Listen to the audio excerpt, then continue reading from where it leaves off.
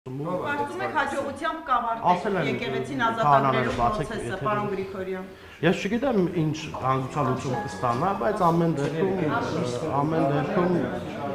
այս պահին այդ գործընթացն է իրականացվում։ Հա, բայց հաջողությանը ձեր հավատում եք այս նախաձեռնությանը։ Ժորժան, դուք անընդհատ ասում եք, որ ես ասեմ հա մեր հաջողության, մեր չէ, հավատավոր ժողովրդի։ Գոնե ասեք ժողովրդի մասի, որովհետև մյուս մասը համաձայն չի ձեր հետ, գոնե այդպես ձևակերպել։ Հավատացյալ մասի, մի մաս, ես Գոնե մի մասի, որտեղ բոլորի լավ, կներեք, այդպես կասեմ, մի մասի չէ, մեծ մասի կասեմ։ Բայց ո՞նց եք չափել։ Ասեմ, որ չեմ չափել։ Հիմա երբ պատարակի տեղում մասնակցում է 50 հավատացյալ եւ 50 հավատացյալներից 49-ը ասում են, որ գործընթացը ճիշտ է։ Դուք գնահատում եք մեծամասնություն, թե փոքրացնյակում են այդ 50 հավատացյալները։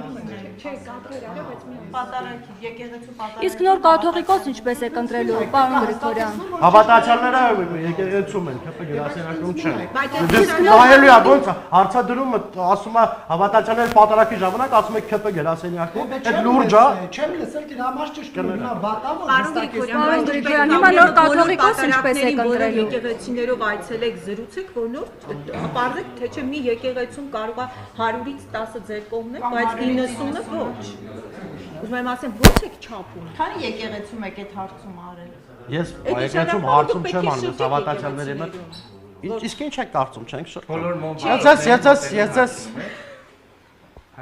Ես մոմ վառողը դեռ չի նշանակում, որ ինքը հավատացյալ է։ Չէ, բա ո՞նց եք արել, ո՞նց եք։ Խոսում եք, շփվում ենք, մենք էլ առաքելական եկեղեցու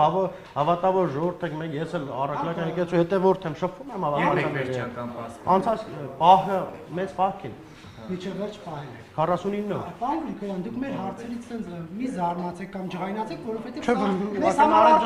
Ես չհասկացա, որ դու չեք լսելու։ Արտասովոր թեմա է սա։ Մենք առաջին անգամ ենք կաթողիկոսի ընտրությանը մասնակից եւ ականատես լինում եւ մեր շատ հարցեր